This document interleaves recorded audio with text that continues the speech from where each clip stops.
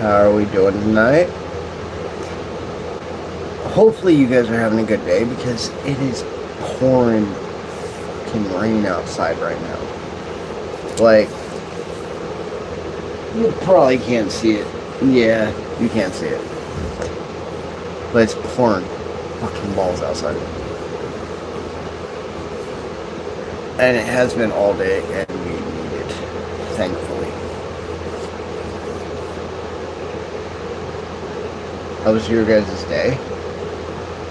If you guys pop in here and it doesn't show up, put it down there.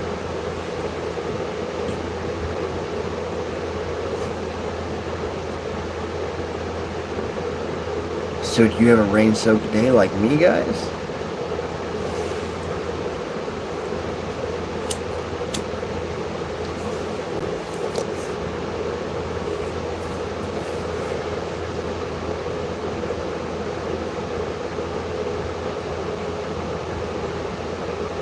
So the first law of alchemy. I'm going to assume people are in here because it sat at 0 for a while and then it just jumped up to 18 last time. So, hit up the comments, guys. Do any of you know the first law of alchemy? Anybody? No one here yet?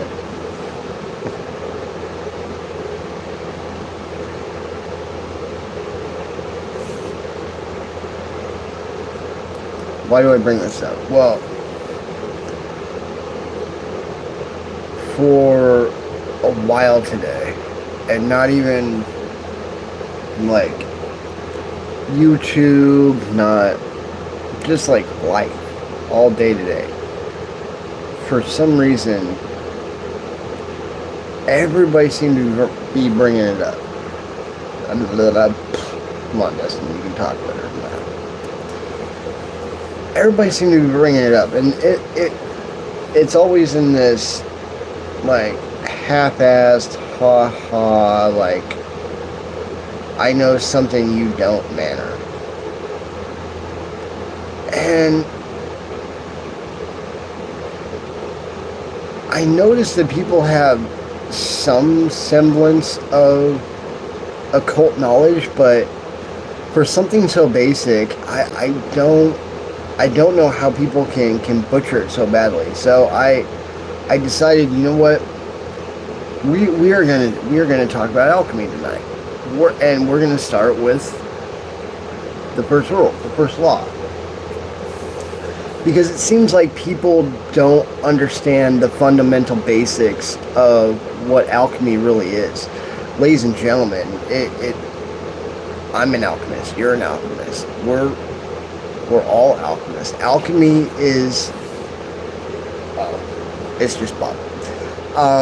Alchemy is simply the creation of life. If you are a gardener, you are an alchemist. If you successfully raise animals. Bob, you guys met Crew and Stella. Alchemist. Like, it's, again, these are symbological principles that a lot of people miss or misunderstand or just don't even pay attention to. So let's talk about the first law of alchemy, because it seems like people misunderstand that as well.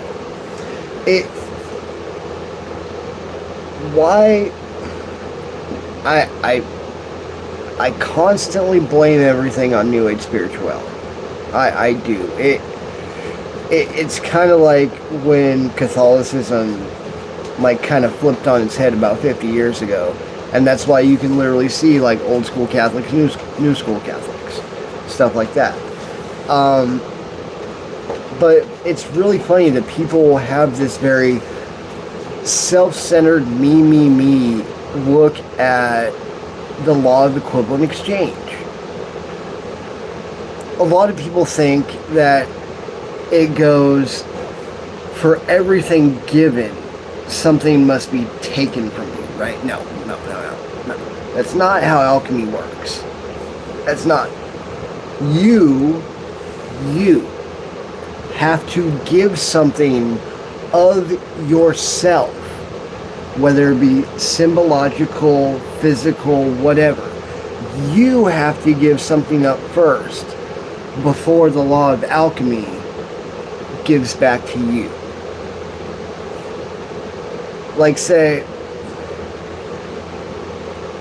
like the people I live around, everybody wants control, because obviously they don't have control of their lives. They don't have control of anything, right? That's what psychology teaches us. So, if you wanted control over everything, let's say, we're talking symbologically now, guys. We're not talking literally. You would literally have to give up control of your entire life to the universe. You would literally, symbologically speaking, if you wanted control over everything, you would have to give up control of your life to the universe and allow the universe to give you back control of everything.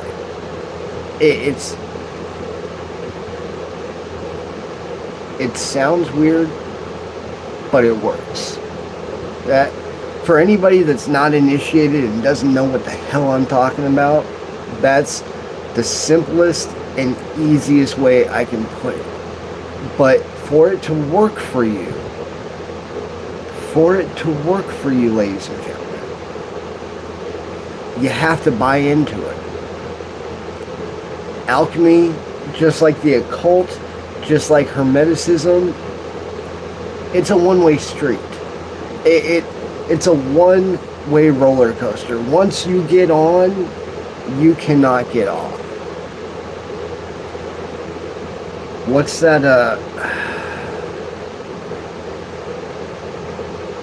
what's that old quote about, the burden of knowledge? I can't remember right now. But that's it, ladies and gentlemen. And honestly, it's because I've been seeing it bastardized all over the place today. It's very, very simple, but a lot of people get it twisted up very, very wrong, and then sit there and wonder, well, why didn't it work for me? Maybe because you did it backwards. It's like a lot of things that, if you really follow, like, ancient history, and you pay attention to, like, how people lived,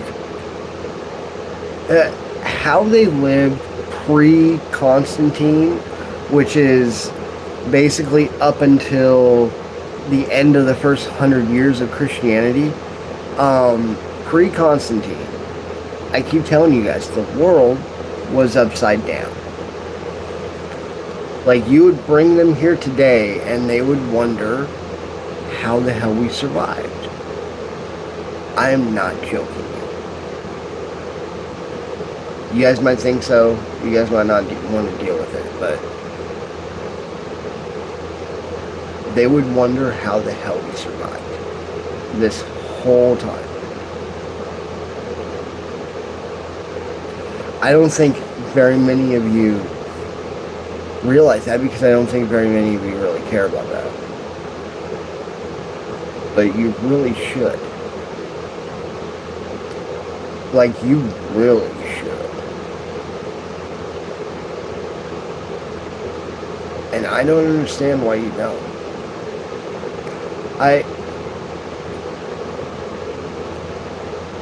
You know how they say if you don't know your past, you're doomed to repeat it?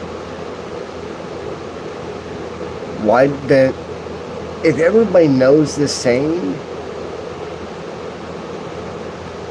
then why do none of you care about knowing as much as you can about your ancient history, so we don't replay let's talk today, Dustin. So we don't replay the same thing over and over again.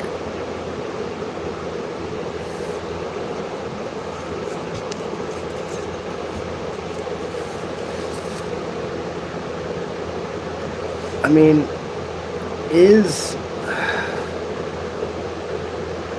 is it that hard to be cognizant and to be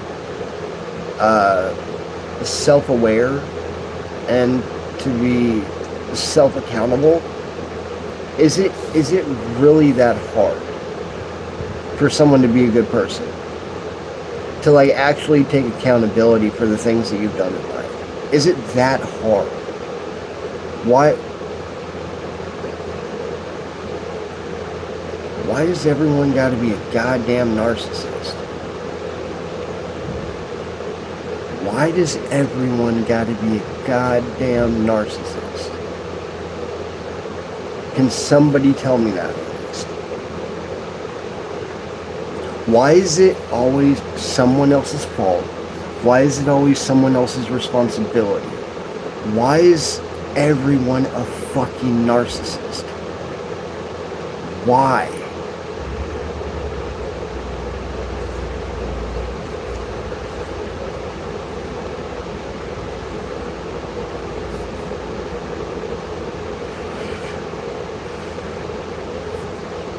So, I have pneumonia, but I don't wear a jacket to work. Let's see.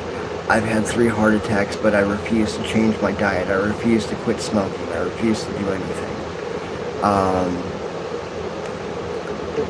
Do you see a common thread?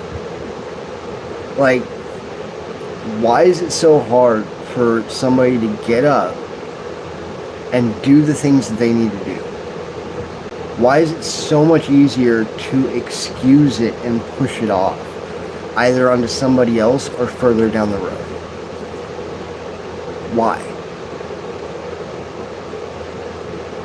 Can somebody please tell me why everyone is a fucking narcissist? And everyone wants to steal someone else's talent and claim it as their own, and then get themselves cornered when someone asks them a more detailed freaking question based off of what the information they've stole from another motherfucker, and then they make themselves look like a fucking idiot. Like, why do people do that? Why? And as above, so below, as within, so without, right? So if it happens to me, that means you all do it to motherfuckers like me also. That's an excuse. Why are you not working on yourselves then? Why am I sitting here proving the work that I'm doing while everybody else gets to fucking have an excuse? That's bullshit. That's a bullshit answer right there. Take accountability.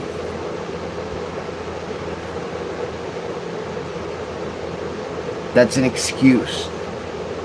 Only a broken person who is healed themselves can fix another broken person. And a person that's healed themselves would not make that excuse. That right there, that is the problem. No accountability. You're all soft, but you want to pound your chest like you're the fucking man when you're not. And then you get fucking intimidated when someone steps up and proves they're the fucking man. And God forbid it's a disabled motherfucker. Oh God, let's test your fucking manliness now. I'm sorry, bitch. I live my life ritualistically so I can show up in life and perform at a level that you take for granted. Go look up cerebral palsy right now. And go look and see. No, it's not pride, motherfucker. Go look up cerebral palsy and go see the level at which almost every single one of them live at. And then come back and just pay attention to the dexterity that I have in my hands. There is not another disabled motherfucker out there like me. This is not pride. It's a simple fact. It is a simple fact. It is accountability. It is me showing up for life. It is me paying attention to my body and what my body needs. It's something that you all take for granted on a daily basis. Because guess what? There is no choice in life, ladies and gentlemen. You can give me whatever BS excuse you want. I did not have a choice to receive cerebral palsy coming into this life. It was somebody else's fault, but I have to deal with it. There is no choice. Grow up. It's not pride. It's divinity. It's knowing I've done the work. It's rediscovering my own strength inside myself. It's realizing that everybody like me is either in a wheelchair, on a walker, or on crutches. I am the only one. There will be others after me, but I am the only one like me now. I'm the only disabled person on earth that can make you forget I'm disabled. If that's not Superman, I don't know what is.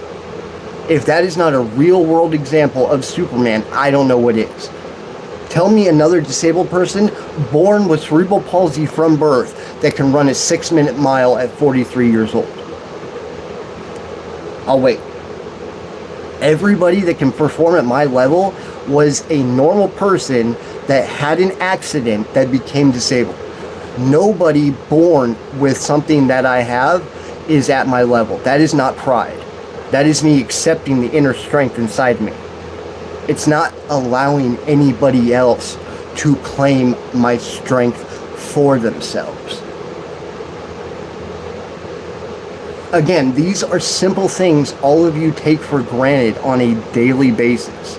And then you turn around and want to make excuses for your behavior and your actions because you feel less than, because you decide to put on a mask that is not yours. You decide to take on a responsibility that is not yours. It is not your responsibility. And if somebody shows up and does your job better than you, then they were meant for that job and not you. You were trying to outperform where you were supposed to be. You were trying to take somebody else's place away from them because you felt less than. You were not whole inside yourself. It's like the whole lesson of the soulmate. You do not have another soul out there that's meant for you. The soulmate is a symbological, basically, canvas of you aligning with your inner self. It's the divine masculine and the divine feminine merging together for oneness. There is no such thing as a soulmate. It is all psychological steps for you to heal with. But again, right? This is all pride, right? No. No, this is me standing my ground and saying this is who I am. This is me standing my ground, telling you, you have all been wrong this whole time. This is me standing my ground, telling you, you have all misinterpreted the Bible this whole time. Do you understand the meaning of divinity? Do you understand the meaning of salvation, ladies and gentlemen? Because I bet you don't. I bet you take it from a Bible that was probably created and was manipulated within the last 200 years. Within the last 200 years. Guaranteed. Do you know what divinity is? Divinity is the story of Lot and his daughters. Lot and his daughters. Do you know the phrase, your lot in life? Human beings are not born with divinity, ladies and gentlemen. They are not. You must attain divinity. You must prove your worthiness. And do you know how you do it? Do you remember the story of Lot? Do you remember how egotistical he was? And what he had to do?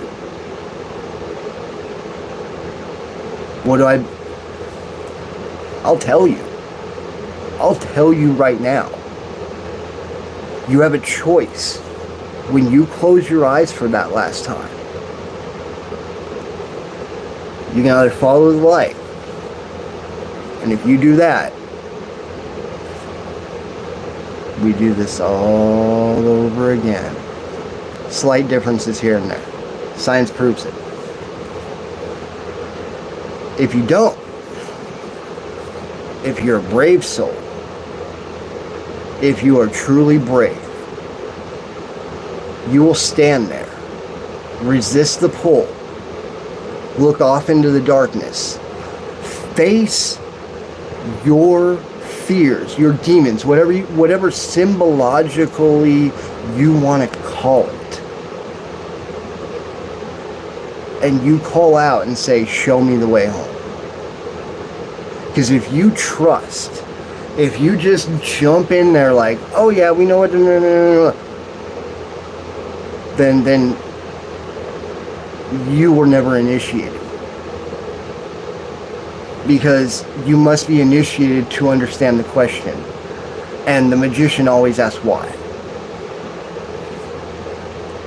There's why. Let me let you in on a little secret, guys. I don't disbelieve in God. I spent almost 30 years trying to prove that he didn't exist. He does. But what I will say is the amount of bullshit that I found along the way to proving God exists, both scientifically, spiritually, whatever you want to fucking call it. When Dustin goes down a rabbit hole, it's 173 IQ. Your rabbit holes and deep dives are nothing compared to mine. Let me tell you the truth.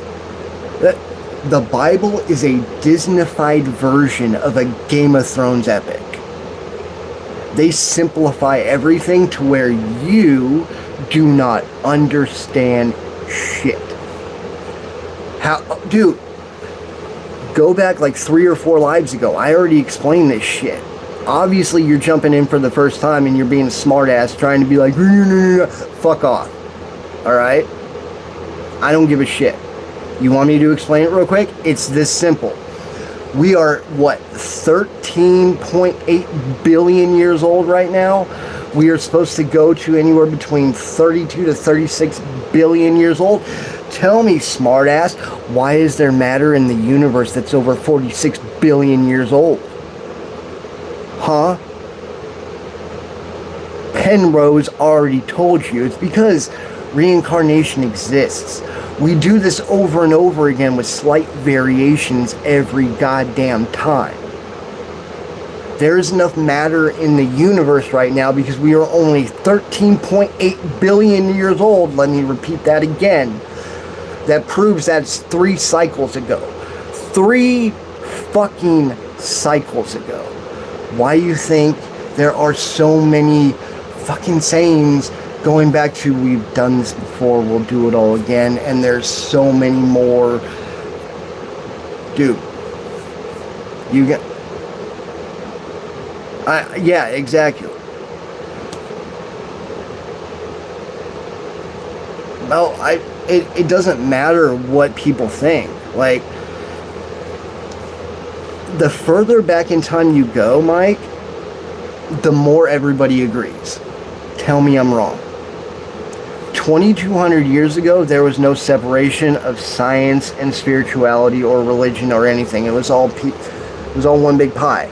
Everybody had to fucking slice. But for some reason, as soon as Constantine slid fucking in there, suddenly everything fucking breaks up into its own pie. And suddenly, it makes sense to a point, but then this doesn't make sense with that. The yin doesn't make sense without the yang.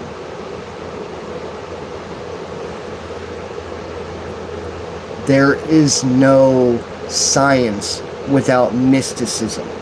There is no... It's all about balance. You want to know what life is about? Life is about balance. There. Now just work on your divinity and you'll be great. But remember what I said. Divinity is gained by suffering while doing good works. That's the only way to gain divinity, ladies and gentlemen. So unless you've had a debilitating disease, unless you've had a muscular dystrophy, unless you've had a mental disability that you've had to deal with your whole life, unless you've had these trials and tribulations your entire life and continued to get up and show up for life your entire life, you will not gain divinity. So let's put it this way. Okay, Mike, I don't mean, this is not me picking on you, I'm just using you as an example. Let's say Mike is in excruciating pain from, let's take the story of my buddy. I won't use the name, but let's say Mike went out riding dirt bikes one day, pulled off a trick that he had done a million goddamn times because he was a pro, and my friend was a pro, and broke his back. And then from that point on, went on to not only suffer with debilitating back pain his whole life, and that's something that we can still joke about. Bro, I know what you go through now. Yeah. And that's why I told you, I don't ever want someone to understand what I go through. The pain that I have to live with from the time I started existing until now. I never want someone to experience that. Do you understand what it's like to have joint, muscle, nerve, just your body is a living fucking hell your entire life. And you have to show up. You can't act crazy because you're in that much pain all the time. You have to trick yourself into thinking about other things so you can progress through life. And still show up, and still be a good person, and still help others, still make them feel better, still try to uplift them. Because if you're one of those people, and anybody can tell you I am, I will make you run through a fucking wall. And not because you believe it, because you actually can. I'm that type of manager. Tell me if you got one of those.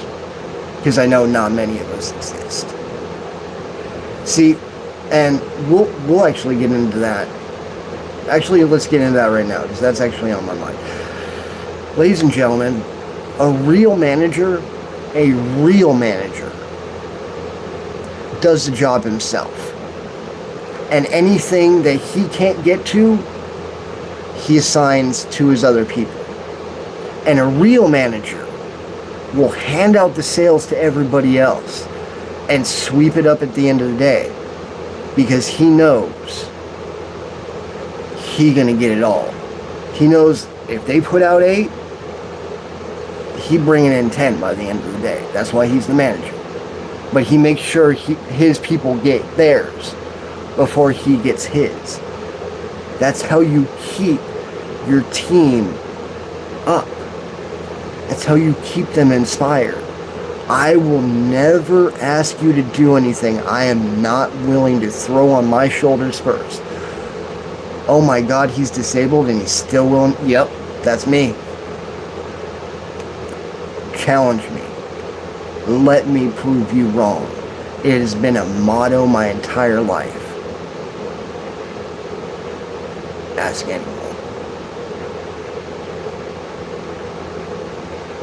But yeah, that's in a nutshell. That's how I feel about most managers these days. Honestly, comparing the standard you put out there, regardless of how anybody gets insecure or butthurt about it. And trust me, being a disabled person and being able to overcome and be successful in life because of certain people that inspired me along the way, it's very hard. What is it with a normal person that somebody like me can show up and do a job and just have a smile on their face doing it, and you think we're fake? You think we're faking it. But we continue to show up and we continue to do that job every single day with that same smile, with that same vigor, with that same everything. Just putting that good out in the world, because everybody else is negative as fuck, and there's enough of that. I'm in pain already. I don't need to be negative on top of it. I need to get through life. Why isn't everybody like that? Why isn't everybody else willing to go through pain and still put their hand out to help somebody else? Why does it just feel like it's me? Why? And then ignorant, self-centered, scared motherfuckers gotta try to bury a person that just does the right thing every god. What is it about somebody that literally stands up for what's right and does what's right? What is it about it that intimidates you? What makes it feel so wrong? Why? Like, who fucking cares what I look like? Yeah, I'm skinny. I've been skinny my whole life. Ask everyone. I have a 173 IQ.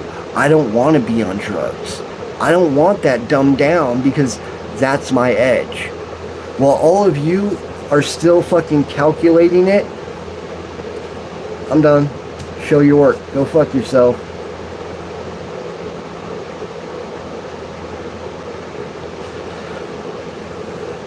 Yeah. So, Mike, I will agree with that. But like I said, you're viewing it through a lens of a Disneyfied version of a Game of Thrones epic. Like, did you know up until the end of the first 100 years of Christianity, they still accepted and worshipped the mother? And that the devil was actually not a split personality, but a split aspect of father. Literally, the devil only became Lucifer when they removed mother from being mother. Because let me tell you Mother's real name. Mother's real name comes from Celtic. It comes from the Druids. Her real name is Luciferia. She is known as the Dawnbringer. She is the original creator deity that anybody can date. And we all know the Celts. Everybody's seen Highlander. Everybody know what a druid is at this point. Everybody's played Dungeons and Dragons or faked being a nerd, which I am highly, dude. No, let's keep it on spirituality, science, and growth and all that stuff. Because that fake nerds get on my fucking nerve, dude. Because I was fucking bullied and beat up as a kid for being a nerd. Fuck you. You're not a nerd.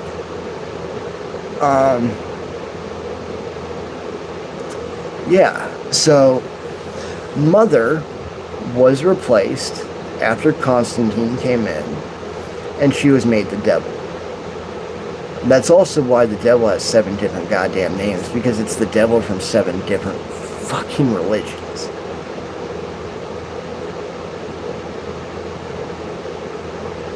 And you know what? Anything that I bring up right here, you can put me in front of a theologian and they cannot explain. I'm too smart. I'm sorry. Oh, and Dustin's a college dropout on top. Because I live my life like ritual. So my learning procedures are ritual also. So guess what? I never stopped learning like I learned when I was a kid. I was able to keep that programmed into my brain. Another thing you guys take for granted and lose later on, I've noticed. That's been one of the fun things about being disabled and kind of blending in with you guys, because I can operate at such a high level, you guys forget I'm disabled. I can kind of detach and watch and observe how everything goes. Do you know that deep down human beings are only like 2 or 5 years old? Like maturity-wise? Everything in our life is simply the product of something somebody else did. It's not from our own learning and our failure. It's always somebody else telling us what to do and what not to do. Be a good sheep, don't be a bad sheep. Be a success, don't be a failure. Right? Why don't they want you to fail? Have you ever asked yourself that? Maybe because when you fail, you learn how to do it right the next time. And they don't want that. Because economically viable to them, ladies and gentlemen, means disposable. Are you disposable? Personally, I like being the reason jack of all trades is not a bad statement. Like, seriously. Like, my knowledge on almost any single subject in life, unless it's flighty and not important to the human experience, is much deeper than a normal human being. I don't know many college dropouts that can do that. I don't know many college dropouts that can go head to head with someone like Wes Huff and be like, "You're a fraud, and I know it, and I can prove it." And there's about 10 other people behind me that are more well known that can also prove you're a fraud. Yes, sorry. He is right about one thing though. Jesus was not a good person. He was not. Jesus, the term Christ actually comes from Hellenistic Greek, Christos. It means anointment, not anointed one. It annoys me. It's kind of like Elohim and them saying it means God when it actually means gods and goddesses. Another hint that mother actually exists. Because another thing that everybody agrees on is human beings are living embodiments of our creators, right? So, if there is a man, there must be a woman.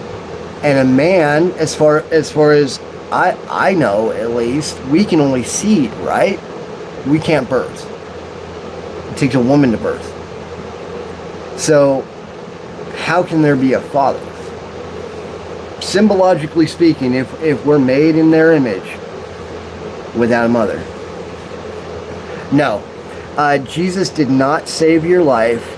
I can actually show you that the process, that the symbological experience of believing in Jesus got you to buy into the same process that I put myself through over the last year, turning myself from a narcissistic piece of shit into what you see right now.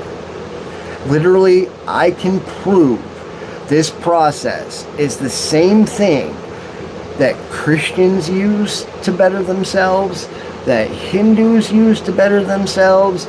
You can go down the line, ladies and gentlemen.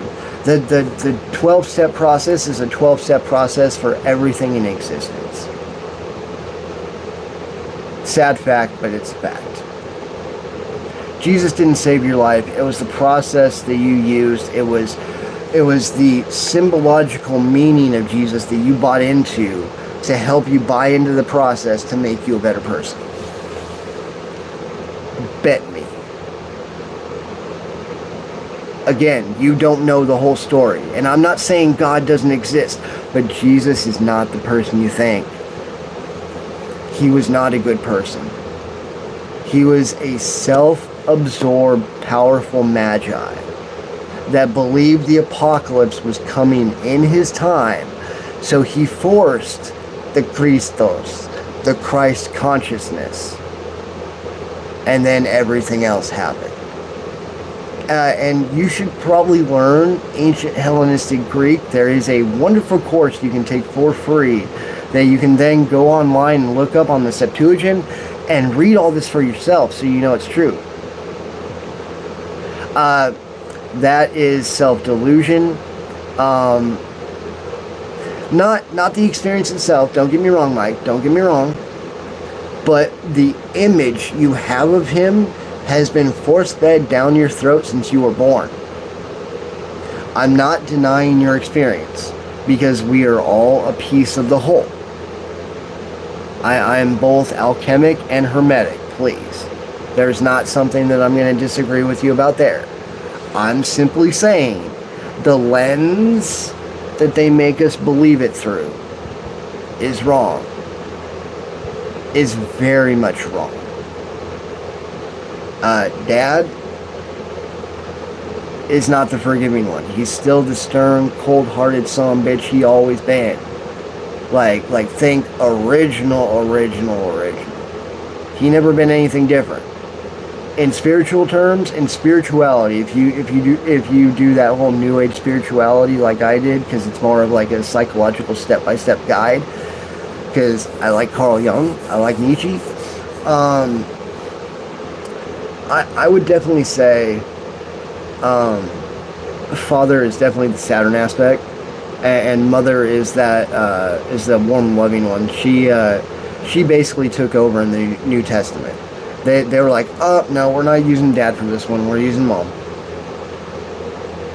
But, no, Jesus is not the person you think. He was a terrible, terrible person. If you want somebody to compare him to, I hate to do it, but it's the damn truth. Again, I'm not saying I don't believe in God. You've just been lied to about that shit. I would compare him to Epstein. It's proven in the Septuagint. It says he owned boys. And there is a great deal of evidence to show he might have owned the apostles too. And that's why they got jealous of Mary when she came around. It wasn't because she was a whore. It wasn't. Mary was never a whore. They were married. They did have a daughter. She did end up in England. What do you think the War of the Roses is all about?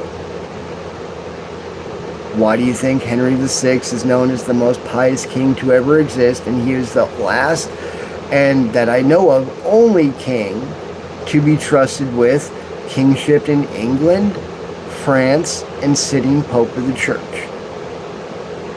I believe that was the last. And even when he sat in that tower and waited for Richard to get up there and murder his ass, because he wasn't executed, he was murdered. The Yorks should not be in power today. My last name should not be what it is. Because of my bloodline, it should be Lancaster. The Yorks are not the real royal family. Bet you guys didn't know that either. And Richard the Lionheart was not a good motherfucker either. I bet you didn't know that. He was a murderer. He murdered Henry VI, the most pious king to ever exist. The one that they even said could speak to God himself.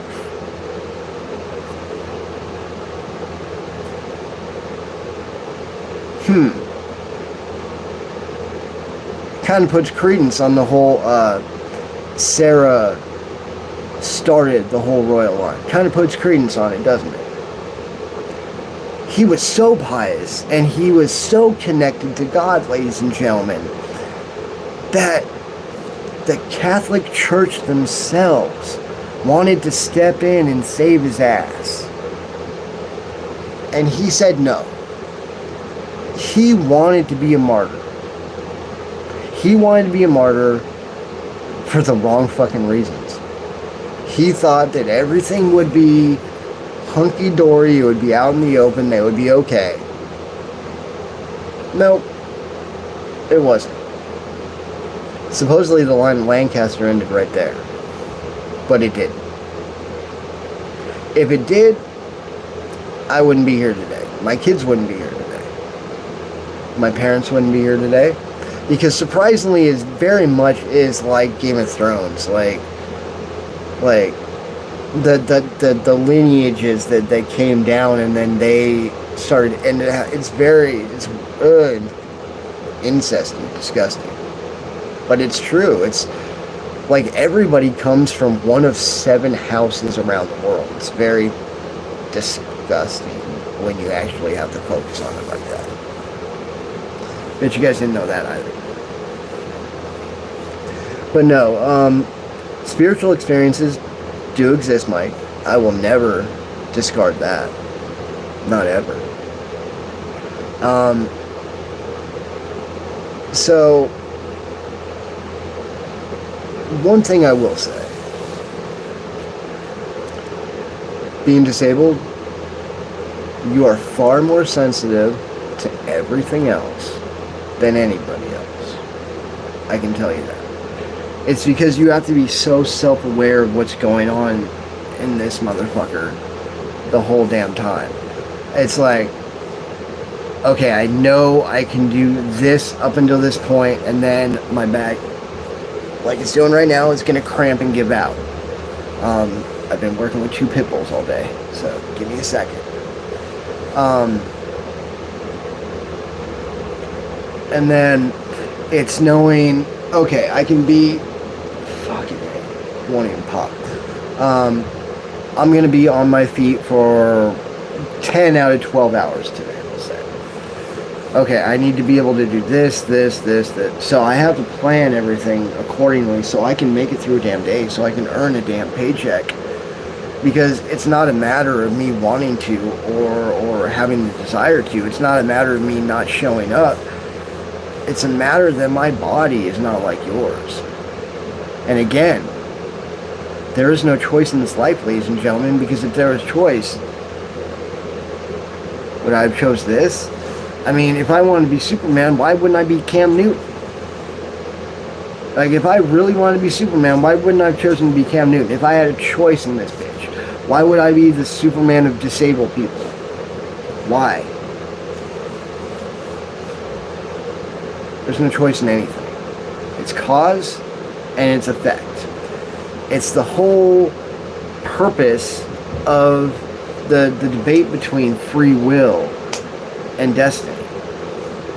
Even though, if you ask me, it's a little bit of both. Like, you have the checkpoints lined up, A, B, all the way to Z, but it's the choices you make that put you in that headspace along the way to those checkpoints. Like, they, mom and dad, want you to be in a certain headspace, but they know the rest of the world isn't that way.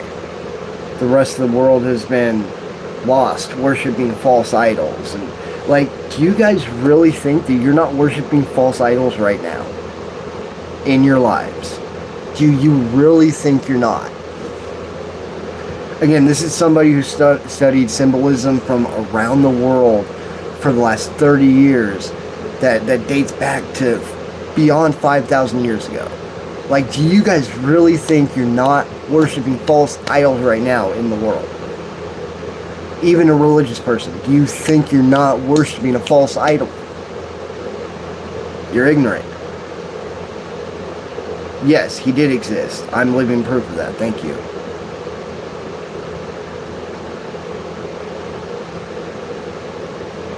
Yeah. Well, okay. You want to know what it is? Okay, Arthur, were you here when I described the first 100 years of Christianity? Because if you weren't, be honest, and I'll go back over it really quickly. You gotta be quick in the comments, dude. Come on. My brain's going. If you don't keep up, I'm gonna go on to the next thing.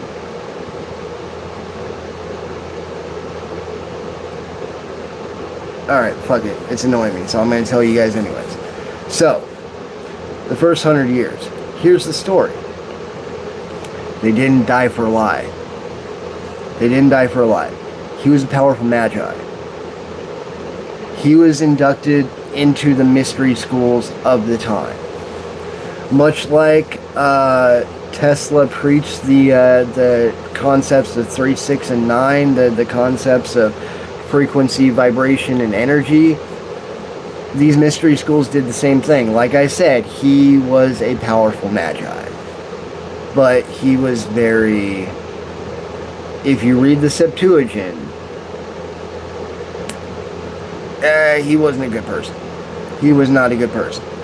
See, here's one thing that they don't tell you about how these people back then achieved Christ consciousness.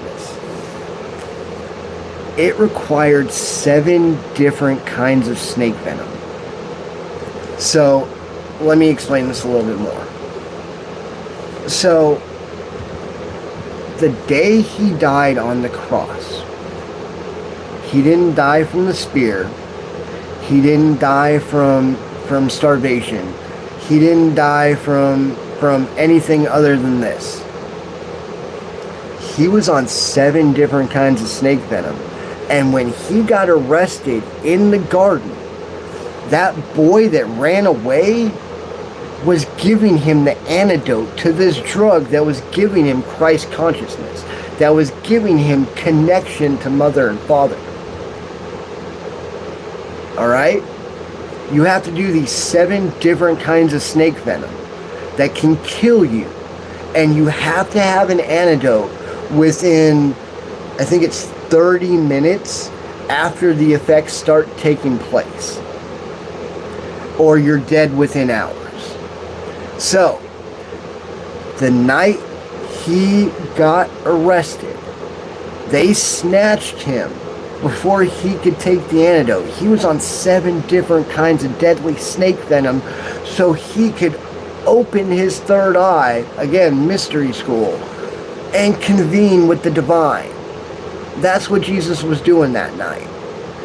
But they busted him. He didn't get the antidote. So when he's up on the cross, ladies and gentlemen, he's uttering 2 things. I am not a lay-stays, which means I'm not a P word. If you know, you know. I'm not an Epstein, basically. Even though there is literal records on file that he was an Epstein, but that's beside the point. When he was up on that cross, he was screaming, I am not a lay-stays, because that's the charge that it charged him under, ladies and gentlemen. He was charged under child. Hopefully you can read lips, because I don't want this to get taken down. That's what he was accused of and put on the cross for. Nothing else. They didn't have anything else to charge him with other than he had a bunch of boys running around with him. Because you got to remember, this guy is like 32 to 34. His apostles are anywhere between 14 and I think the oldest one was 19. How do you think that would look in this day and age? I'm a 43-year-old man, ladies and gentlemen. How do you think it would look if I'm walking around with a bunch of kids that are not my kids? How do you think that would look? Wouldn't look too good, would it? So they charged him with being a lay-stays. They threw him up on that cross on drugs. On deadly drugs. Deadly fucking drugs, ladies and gentlemen. He's up there tripping fucking balls. I am not joking. He's up there tripping fucking balls. He's not saying, Father, why have you forsaken me?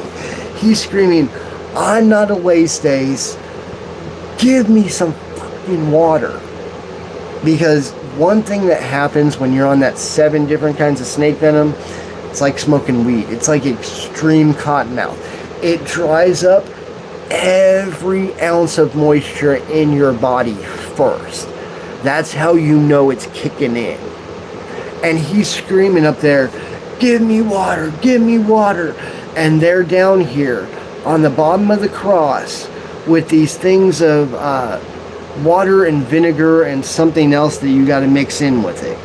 It's in the Septuagint. They're trying to dip like sponge-like shit into these pails of this vinegar water and this other stuff. And they're trying to reach up on the cross. And when they're reaching up on the cross, these motherfuckers over here are like, no, get away. No, get away. They wouldn't let him have the water. The one thing that could have saved his life. The one thing that could have saved his life, because he was on 7 different fucking kinds of snake venom tripping goddamn balls. Because he's trying to convene with God. Figuring out what the next step was. Because he thought the apocalypse was having right then. That's the truth about Jesus. He was egotistical. He thought he was more important than everybody else. He thought he needed to force it right then. And then the first 100 years, this is what's getting preached. And while this is getting preached, ladies and gentlemen, these Christians are coming in to pagan encampments. Now, pagans are not demon worshipping, sacrificing people. Pagans are simply people like Christians but believe in a different faith. That's it. So because they believed in a different faith, ladies and gentlemen, in the first 100 years, they would go into my Celtic villages, into my Nordic villages, into anywhere they so chose that didn't believe what they believed, and they would slaughter everybody, and they would stand there in their blood, putting up crosses, preaching the word of God in their blood, calling them demonic, calling them pagan, calling them evil, when they were simply just people like you and me. So no, you can't lie to me about Jesus. You can't lie to me about where Christianity comes from, because I know the truth. I know the whole truth. Devil? Nah. Devil's just the side aspect of Father. There can never be a yin without a yang. And that doesn't mean Mother's the yang. That is the dark side to Father. Father is about balance. He's about justice. But he's also about retribution if you fuck up. He is that vengeful God. You guys forget about that. You all forget about that. You all buy into this Bible that's just a fluffy version of the truth. Do you ever wonder why your prayers are only answered half the time? It's because they only put the full prayers in there that would give you minuscule shit. They didn't want you having actual real power. A lot of these things you can find in the Septuagint. But that would require you taking the step of going outside of your own box and discovering something else other than yourselves, other than what you know between your own 2 ears, and what you've been told time and again, and what you didn't discover for yourself. It was just something somebody else said, and you bought into it. Tell me I'm wrong. Tell me your intelligence is not based on something somebody else said. Instead of taking everything of what everybody said and using your own intuition and your own discernment and being like, okay, this sounds right. That don't sound right. This sounds right. That don't... And you're not just sitting there like a fucking sheep, dude. Like, I'm reading the Septuagint right now. I'm actually on the 18th course of the 25 courses. I've been there since day one. I am reading the Septuagint. I am reading it alongside with the class, and I'm reading it by myself. Why do you think I'm on here saying this? Why do you think I'm on here saying this? I don't speak outside my wheelhouse. That might be the rest of you. That's not me. I'm not here talking about particle physics. I'm not here talking about life extension. I'm talking about what I know. I'm talking about symbology. I'm talking about history. I'm talking about shit that I've actually dug into.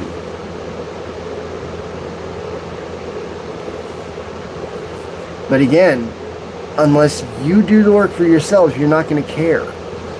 You're just going to sit there and be like, whatever, dude. Because you're not willing to do the work for yourselves. And that proves right there you are unworthy of the divinity that they offer. Because you're not willing to do the work. And you're proving it right now. Instead of hearing what I'm saying, it's like, oh, let me give you this gotcha question. Let me give you this gotcha question. You're not going to get me, ladies and gentlemen. This is 30 years of hard work that I did on my own. I didn't get a degree from this. I did this because I wanted to. He didn't willingly suffer and die. And magic is not what you fucking think. Again, magic. This proves you are either matured to a 2-year-old or a 5-year-old. This proves it. What I'm talking about with magic and the magician and the magi, it's symbolism. Symbolism. A magi is a teacher. If you are a powerful magi, what am I doing right now? I am speaking to a crowd and you are all listening. I am a powerful magi. What the fuck do you think I'm talking about? You're proving you're fucking idiots right now. Oh my God. He didn't suffer for you. He was high as balls. He got caught doing drugs in a town that he couldn't do drugs in, with children that didn't belong to him. What the fuck are you talking about? You are proving you're ignorant. You don't even understand your own symbology. What the fuck? And you want to question me about what I know? Fucking narcissist, get out of here. I'm done with you. Tell me what you know to be fact. I doubt you can even do half of what I've given you right now. I bet you didn't even know that life is about balance. It's about merging the light with the dark and becoming something else. It's not about accepting the light and shunning the dark. It's about absorbing that dark, accepting that about yourself, owning that about yourself, but never letting it outshine the light. Yeah, I can be a piece of shit sometimes, ladies and gentlemen, but I'm a fucking good person and I prove it. That's symbology right there for what I just described. It's that easy and you don't even understand it. That's why people are out here in the spiritual community taking advantage of ignorant fucks like you the way religion's taking advantage of you right now. You buy into the bullshit, you're sheep. You don't ask why. Jesus could walk on... Why? Why the fuck could he walk on water? You know God? You know God. Oh, do you want me to test you right now? Do you want me to test you right now? You know God because you had no other way of healing yourself. So you use God as a crutch. You didn't have enough strength to do it yourself, so you use God as a crutch to help you better your life. At least be honest about that part. At least, don't be holier than thou like you're acting right now. Be honest. You didn't give a fuck about God when you were on drugs or doing whatever you were doing. Be honest right now. None of you give a fuck about God when you were a fuck up. So don't come at me being self-righteous right now when I know this to be true. Because I know my own cultural history. I know where I come from. I know the stories of life that translate to the life that I have, the kind of life that I have to endure through. Do you? Do you understand what your life's purpose is? What your life's path is? I bet not. I bet you just say, I leave it up to God.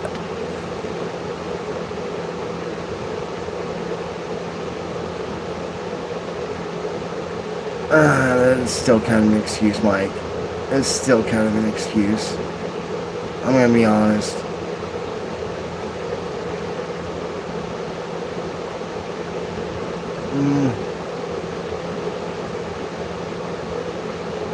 Hey, Scott. Mike, look at me right now.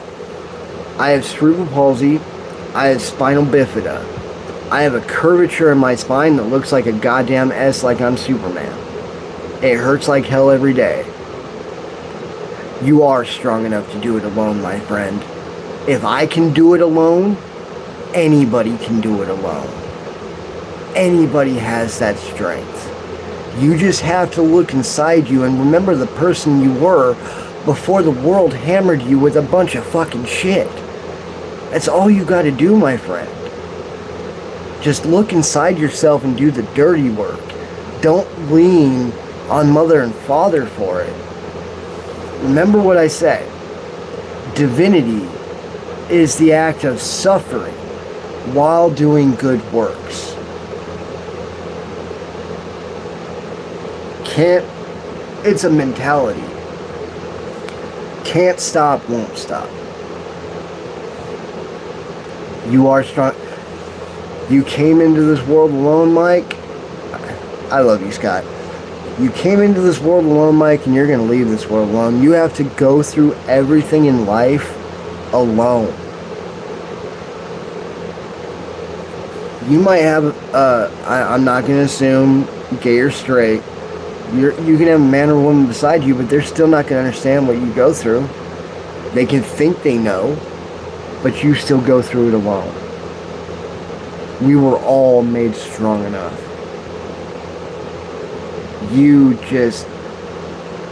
I will agree with that. There is symbological meaning behind that. There is a tale that's older than the Bible itself. It actually goes back to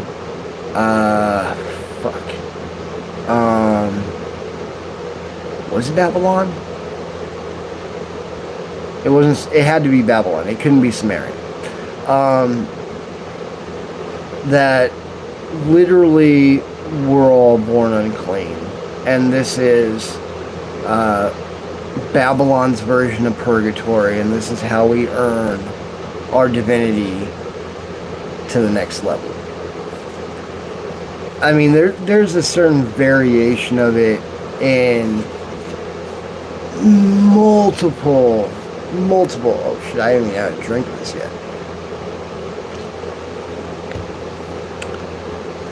Sorry, I needed a.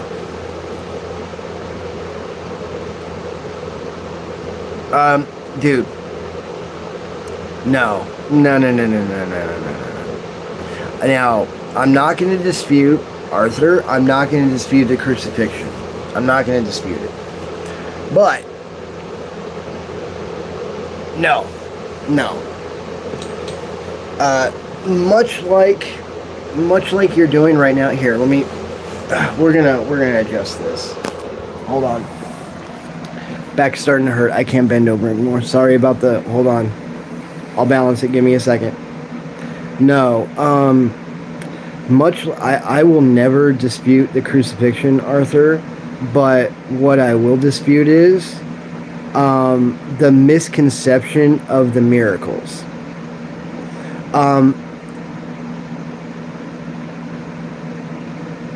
Pull out a pen and paper, your phone, whatever you want.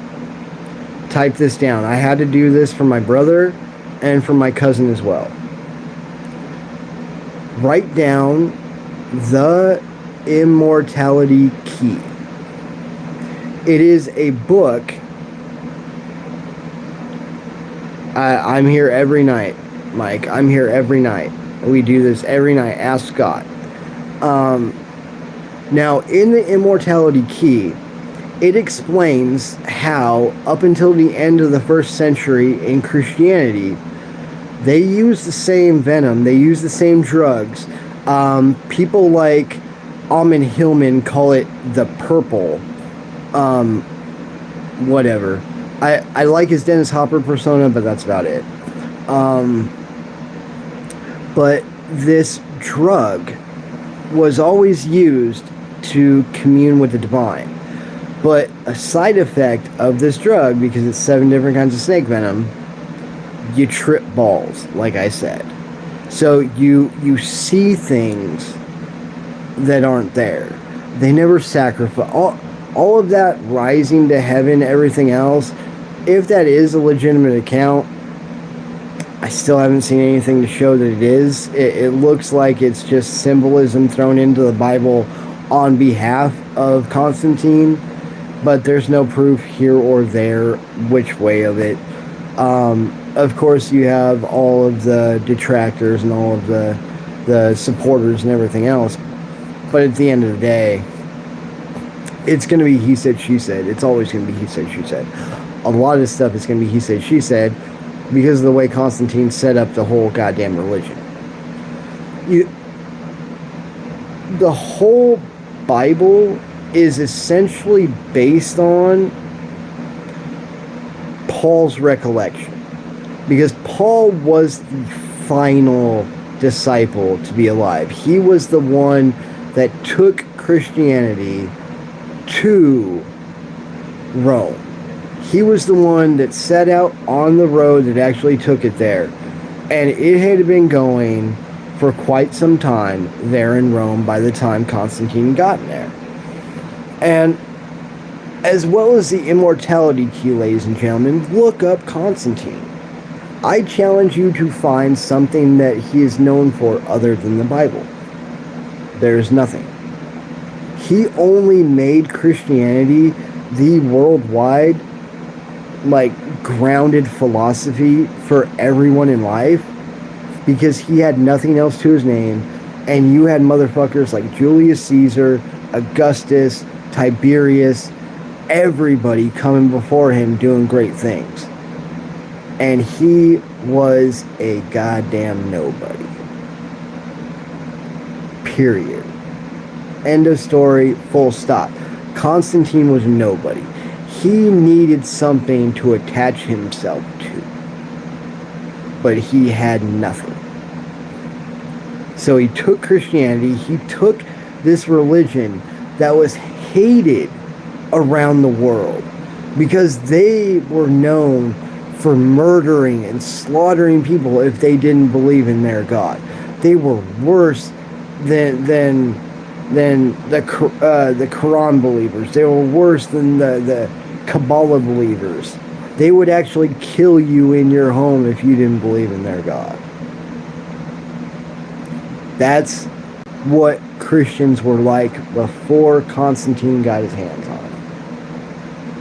And the world was completely different. You believed in Mother. You understood that there was no devil, that it was just an alternate persona of Father. So say, if Father's Batman, he can turn around and there's the Joker. Think of it that way. What else was different? The structure of angels was different, really. They weren't really angels. They were more... it was more like the way it's described, it's more like the Greek pantheon. It's more the angels were lesser gods to a degree. You would have the seraphim, the archangels. Metatron was still Metatron, but he had a different name. I can't even pronounce it. It's fucking weird. But it's these things that you learn throughout history just from somebody else's account of actually looking into something and being like, huh.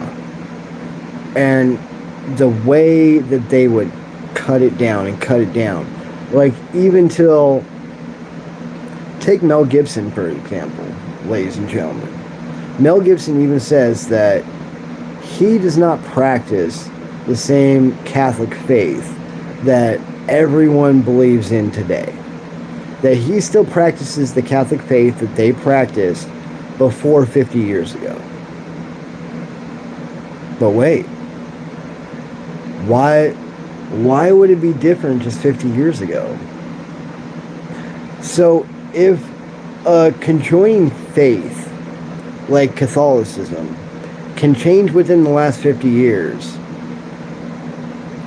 what makes you think the Christian God or Christian Bible is so set in stone?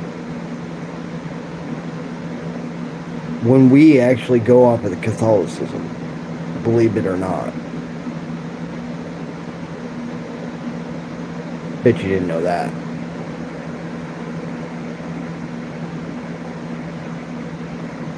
Just little things, but we got way off track. We got way fucking off track. let's get back to the original point of the whole video, though. So let's rewind, like, back an hour. The multiverse. Just because I want this on camera. The multiverse actually exists, ladies and gentlemen. But it is not what you think it is. And I've done this again and again and again, but because smartasses in the comments want to run their mouths, I'll do it again. The multiverse exists like this. There's a Big Bang. There's an expansion. There's a shrink. There's a blackout. There's a Big Bang. There's an expansion. There's a shrink. It's repetitious, ladies and gentlemen. The entire flow of the universe is repetitious. So, let's say, and we have proof going back beyond 46 billion years ago. We were only 13.8 billion years old. That's 3 cycles ago. We have proof of this. So, think of it in terms of active deja vu, ladies and gentlemen. Deja vu is simply what they say is your higher self letting you know that you've done this before, correct? Some people like to bastardize it and say that it's you doing the same thing in a completely different timeline. That's that New Age spiritual bullshit. No. What deja vu is actually spiritual muscle memory. It's because we've done this before so many times, you and I. It's ingrained in our spiritual memory. So it's like our essence letting us know, hey, you've done this before, and this is how it worked out best for you. That's deja vu. Deja vu is just spiritual muscle memory. Because we're on our 3rd cycle. We could be on more. Like, I know the Kabbalah. I know. There's about. Oh God. 6 or 7 Eastern philosophies, not Middle Eastern, but Eastern philosophies, that all say that we're on our 7th cycle. I mean, could be. There's proof of that we're on 3 right now, like literal scientific proof that we're on 3 right now.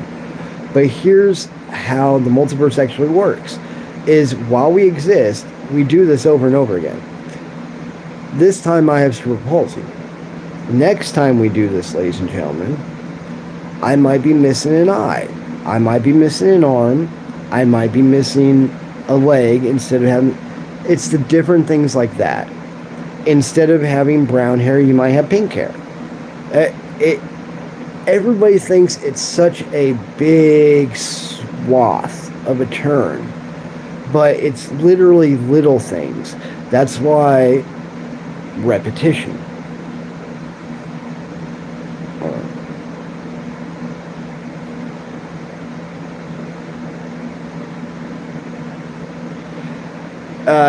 Yeah, the miracles weren't actually miracles. Everybody was tripping balls, dude.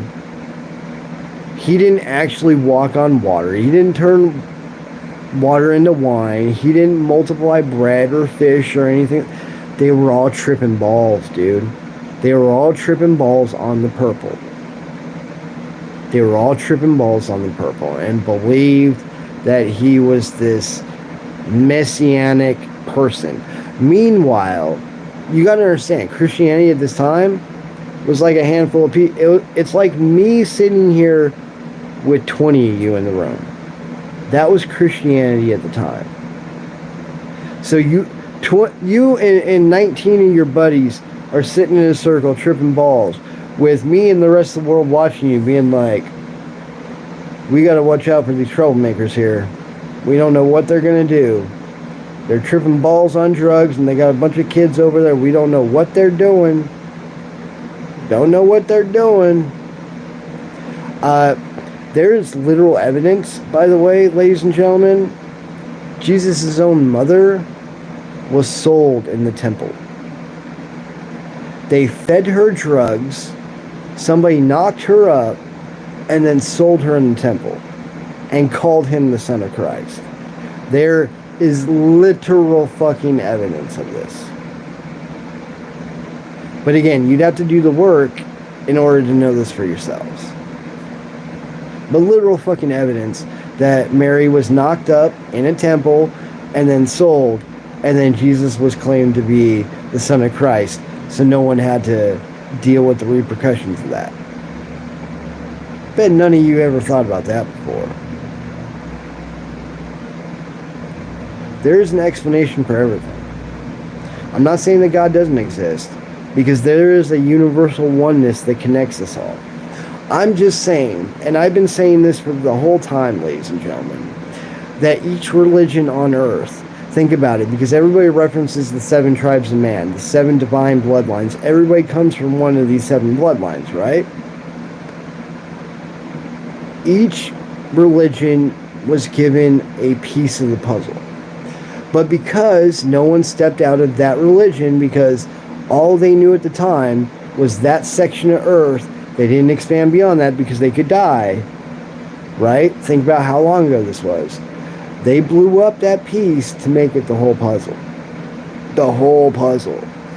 When really, what they set it up to do was, we're supposed to investigate all of these. We're supposed to discover oneness for ourselves. We're supposed to discover Christ consciousness for ourselves so we can commune with them. But that would require you to enable yourself and immerse yourself into every culture in life in order to understand what the whole picture is all about. Not a lot of you are willing to do that. So why do you think I always say 99% of you will not be saved? Because 99% of you are not willing to do the work that is necessary to be saved. And let me tell you, that work has nothing to do with bastardizing the next person next to you. It's all about the work inside you.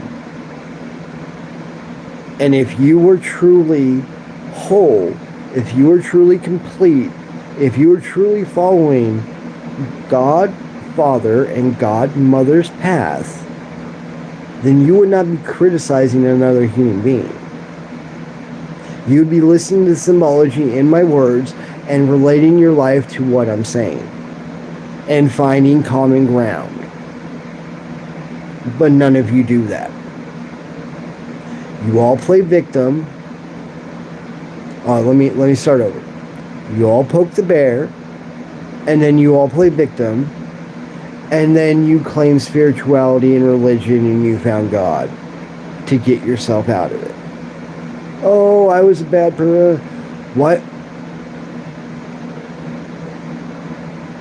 Why couldn't you just be a good person in the first place?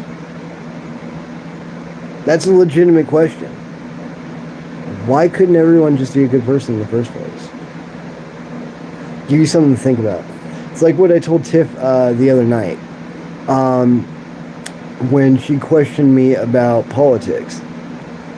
And I asked her, why do you buy into it? Why do you continue to buy into it? When it's proven it's a system. And religion is now attached to that system. Again, little things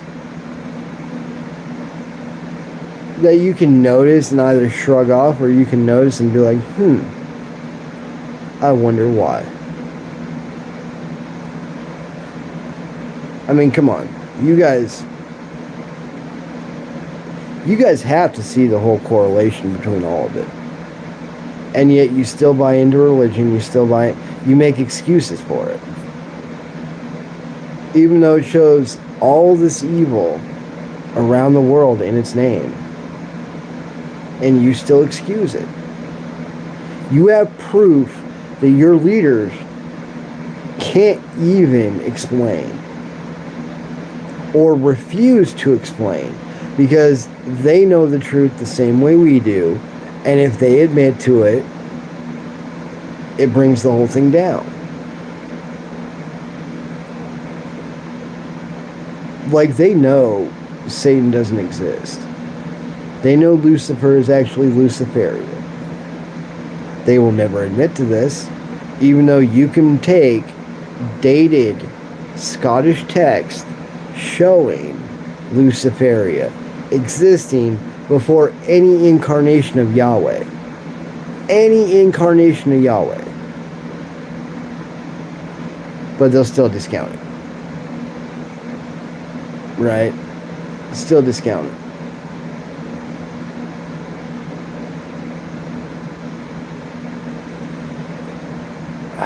It's like you guys take the blood moon prophecy, for example. If I explain the blood moon prophecy to you, you would probably tell me that the blood moon prophecy will never come true because you can never see a blood moon around the world at the same time. When I can simply tell you that the blood moon prophecy was created 4,000 years ago. What was the entire world to people 4,000 years ago? I rest my case. None of you are willing to step outside yourselves. You are all narcissistic. You are all egotistical. And you continue to prove it time and again. You all want to pound your chest and believe in something that does not exist. And just because I say God exists, you take that as a stance to be like, see, you said God exists. You believe in a fantasy, though. While you might believe in an aspect of something I believe in, I know the truth. The aspect you believe in and call God is actually Mother. It's actually Mother. It's the goddess of the Elohim. You know how Elohim means gods and goddesses because it's plural? Did you know that? Did you know Elohim is plural? It means gods and goddesses. How do you think that would sound in the Bible today? In the beginning, gods and goddesses created. Not God, not goddess. Gods, plural, and goddesses, plural. Now, I think that is a further mistranslation because I think it's a, like I said, I think we are a physical representation of them, so there's a father and a mother for a male and a female here. But if you took the literal, if you accepted the literal translation of Elohim, it would mean gods and goddesses. So Elohim is plural, and then you have a double plural inside the meaning, because gods is plural, goddesses is plural. So that means there's more than father, and that means there's more than mother, which means it suggests closer to like the Greek pantheon. Like I said, I think there's some miscommunication and mistranslation in it. I think it is just mother and father. To a certain degree, every archetype exists. As far as like angels and demons and all that stuff. Like I said, it's a Disneyfied version of the Game of Thrones epic. Like you're looking at layers of beings. Like you're looking at layers of reality. Like to get down to, do you know how low we are? Do you know how low we are? Can you understand why they like to fuck with us so much? Can you understand that? But can you also understand the difference between a poltergeist or a real exorcism and a traumatic event that's just burned into reality? Can you tell the difference?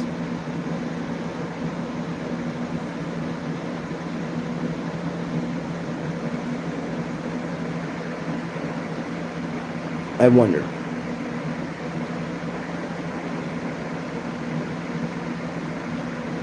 Dude, Pilate didn't condemn him to the cross. Pilate gave him every reason to get out of it. He wouldn't. He was tripping fucking balls, dude. He was tripping fucking balls on 7 different kinds of snake venom. Again, you're buying into the bullshit, dude. Even if we want to take the Hebrew literature literally, how do you only believe in one God? How? How? When Elohim is plural, and the meaning of Elohim is a double plural. How? When it says gods and goddesses. How? I mean, it's either the Greek pantheon, which looks like the goddamn DC universe, or it's just a mother and a father. But either way, how can you only believe in one God? I don't think you can answer me that. I really don't. I don't. You're going to spout off the same stuff over and over again. Same stuff. And I'm going to knock you down every time. Again, because you're reading it from one or two sources. You're reading it from the Bible, which takes their primary account of the Old Testament from an older source that only has 8,000 characteristics in their written language. For reference, the English language has 15,000. 15,000. Hellenistic Greek has over 26,000 characteristics. The Hebrew Bible that the Bible is based off of was originally written in Hellenistic Greek because that was the universal language at the time. Bet you didn't know that.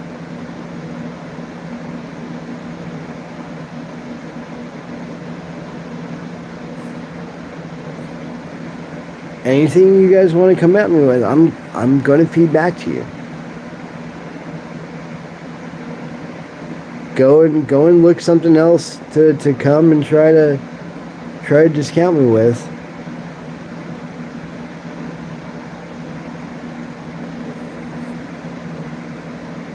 I know more than you can possibly ever, because I put the time in. I didn't just trust what I was told. I looked it up for myself again and again and again.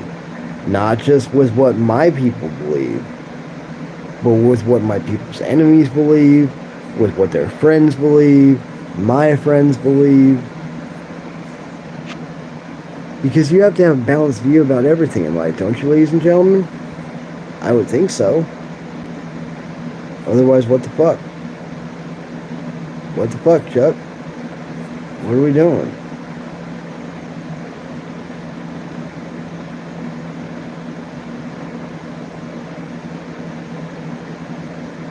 You guys are tiring me. I have not even had another cigarette yet. I need another cigarette.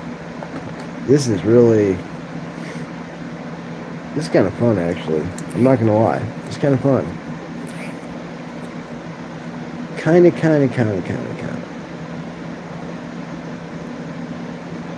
Why is she sending me a message right now? That's weird.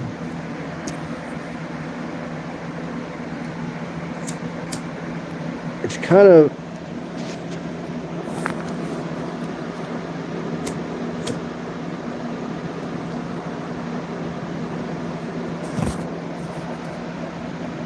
Alright, I'll give you another one. Did you know 2,200 years ago there was no separation between religion, tarot, astrology, or numerology? It's why they all work together. But nowadays, well, the last 20 years, they've really done their work to clean up the whole mess. But for a very long time, tarot, astrology, numerology, all of that was considered witch work. It was not accepted by the faith, even though it was blended in with the faith to begin with. 2,200 years ago, everybody saw an oracle. Everybody saw a priest or a priestess. And 2,200 years ago, a priest or a priestess was an oracle. It wasn't like a priest or a priestess today. It wasn't. You don't go to them to confess your sins. You go to them to find out what's going to happen to you that you don't see coming. You go to them for the bad stuff. Hey, someone going to stab me in the back? Hey, my wife going to run off with my brother? Hey, my herd going to die? Shit like that. Shit like that. And today, maybe 5% of you use it properly. Everybody else is just like, my life is shit, make me feel better, give me abundance. And everybody believes abundance is money. Bitch, please. Abundance is your EBT. That's abundance. Abundance is you having an idea to take your kids to the park, to have genuine time with them. That's abundance. It's not money. It's never money. I'm sorry to break that to you, but it's not. Because that's not how life was set up 2,200 years ago. It wasn't based off money. It's still based off the barter system, actually. If you want to be realistic, barter and trade was the thing back then. If you couldn't trade, then you had to buy. That's just simple facts. But the world was based off barter and trade. Technically still is, but they hide it really well now underneath capitalism. They really do. And this is somebody who's been in corporate America for over 25 years. But seriously, it's completely different than any of your understandings have been or possibly ever will be if you choose to do this work or not. Because going down this road, you're going to have to open yourself up to everything, ladies and gentlemen. Because you're going to have to understand, like what, I'm sorry, hold on. You're going to have to understand what I explained earlier. What a magi really is. What a magician really is. A magician is an orator. Because words are magic. I can sit here and make you feel like the biggest thing in the fucking world, or I can sit here and make you seem like the smallest. Words are magic. I am the magician. Because I am good with my words. I am careful with my words. I select my words very well. Like every magician and alchemist should. And like I said, alchemy is just life. Are you a gardener? You're an alchemist. Are you a dog trainer? You're an alchemist. Can you convince people to buy things they don't need? You're an alchemist. Symbology that is so simple and basic, ladies and gentlemen. And you put it in this like hyperbolic chamber and blow the shit out of it when it's actually very, very simple to understand. And it's very, very easy to break down and see where something came from. See how old and legitimate it really is. But again, a lot of people don't do that work. A lot of people don't do that work. A lot of people are never going to do that work. And again, I'll go back to that again. Active participation. Divinity is suffering while doing good works. Life is active participation. The universe rewards an active participant. God helps those who help themselves. Get it? You can't sit back and wish for something to happen. You have to get on there and make something happen. If I didn't make the choice, ladies and gentlemen, to start this path a year ago, I would have not made the choice 3.5, almost 4 months ago, to start doing this to keep myself accountable.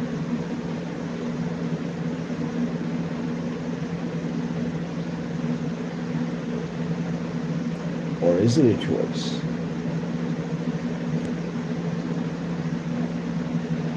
Or is it a choice?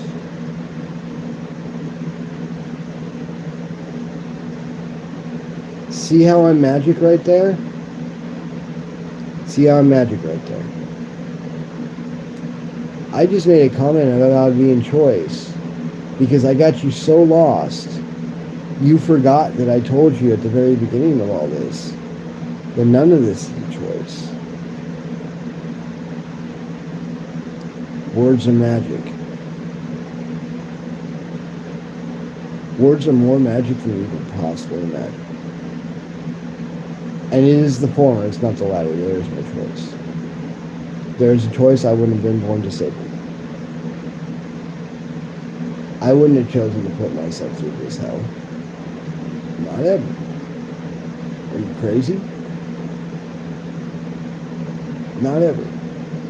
I wouldn't wish this on anybody.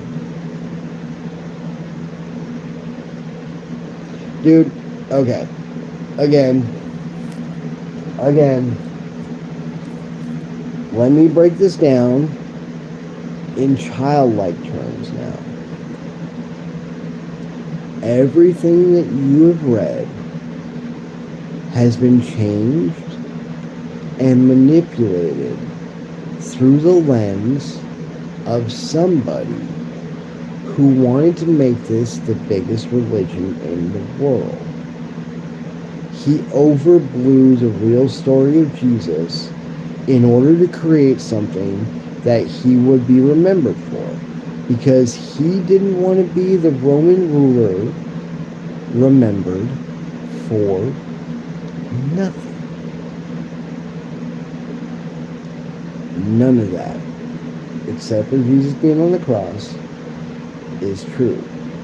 His disciples were like me, talking to 20 of you. All of us tripping balls on the purple. That's what it was like.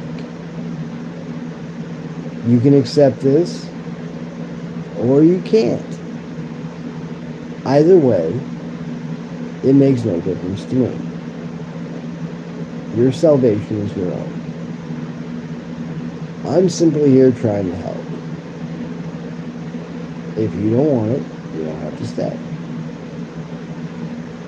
If you're not willing to accept that about yourself, to accept that about all of yourselves,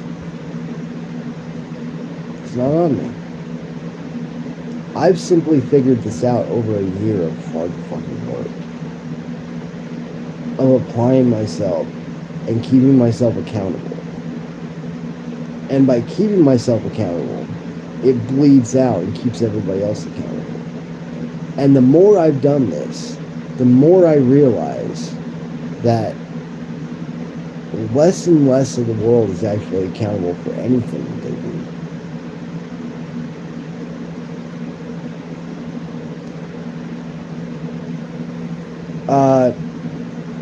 That I explained that already. The consistency of these prophecies is actually not consistent at all. I've explained how even something with like the blood moon prophecy was very, very deep and very, very detailed under Babylonian and Akkadian accounts. And then by the time it appears in the Bible, it's in Revelation 11 for what? 2 verses? 2 verses. Versus something that was carved on tablets fucking towers high. 2 verses versus towers high. No. You can literally backtrace everything in the Bible to older sources, older religions, older accounts that they had already come across and known about by that point. Because remember, Constantine put this motherfucker together. Constantine made a round table room of a bunch of scholars and said, "You're putting this together for me." And they sat there and they went through everything out. Why do you think the Book of Jubilees isn't in there? Why is it in the Ethiopian Bible? But not this one. Enoch. Any of those. And you can't tell me the Book of Jubilees is one of those forged Dead Sea Scroll ones. There's too much originality to that to be considered a forgery. Or to be considered something that was inspired by. Again, anything can be thrown at me. I put 30 years into this bullshit trying to prove that God didn't exist just to prove that he did. Jesus and all that other shit, get the fuck the hell out of here with that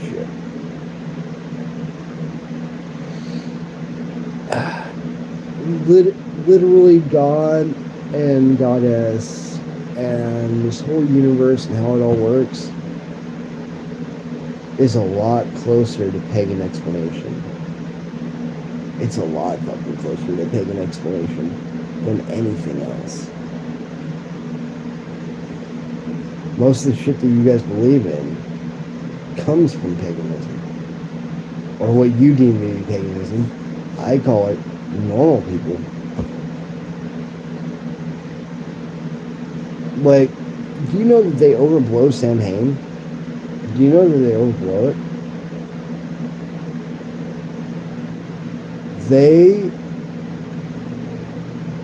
How can I explain this? They would get together on one night a year. One night a year. Dead of winter. Like when everything is dead. Light bonfires, stay warm. And it was their ritualistic practice to dance naked and procreate at this time. It never explains it as an orgy. Never. It never explains it that a man goes out and has sex with a different woman and his wife has sex with a different man, or a man on man or woman on woman. Never explains that. Never. Never. All it says is that they go out, dance around a fire naked, and have sex. One night a year to bless their crops. And suddenly these people are dancing around in the forest naked, having sex with everybody, killing them, cutting out their hearts. Like, where'd all that shit come from? Where'd all that shit come from?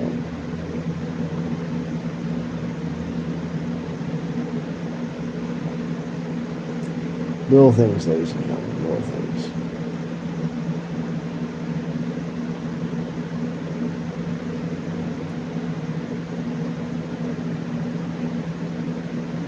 I also have questions about Paul. I have a lot of questions about Paul, to be honest. He doesn't seem like he was liked that much. And it's funny how it seems like he wasn't liked that much, but he was the last motherfucker left standing. He was the one that got to dictate the story. He was the one that set everything in motion.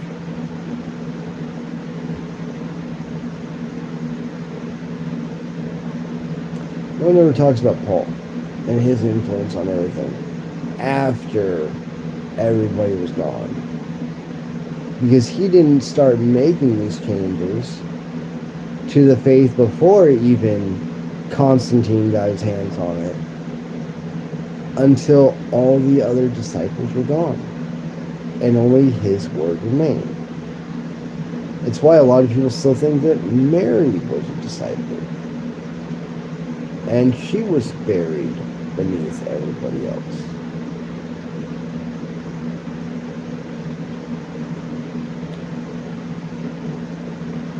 But no one's willing to accept these facts about their own religion, so they're not willing to accept facts about themselves. That human beings don't hold themselves accountable. You're not as mature as you claim to be. You're not as together as you claim to be. It's literally just copy and pasting something you've seen somebody else do before. And you try to do some kind of variation on it. Religion seems to be an extension of humanity, doesn't it? Seems to be an extension of humanity. Almost, I don't know, almost like it's a symbological representation of the spiritual journey.